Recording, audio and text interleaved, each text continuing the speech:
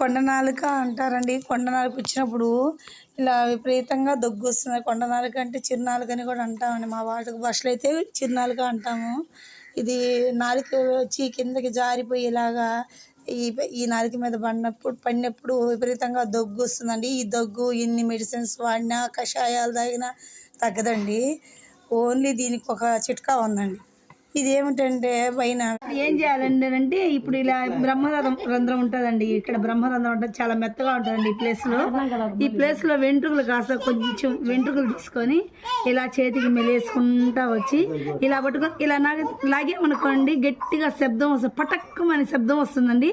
అంతేనండి. ఇలా మూడు పూటలు కానీ ఇలా అని చింతపండు పులుసు తగలకూడదండి దీనికి. వైద్యానికి చింతపండు పులుసు లేకుండా ఇలా 3 సార్లు ఇలా పట్టుకొని ఈ బ్రహ్మరంధ్రంలో ఉండే వెంట్రుకలు 3 ఇట్లా పట్టుకొని ఇలా కానీ మిటిగిరిస్తే తగ్గిపోతుందండి.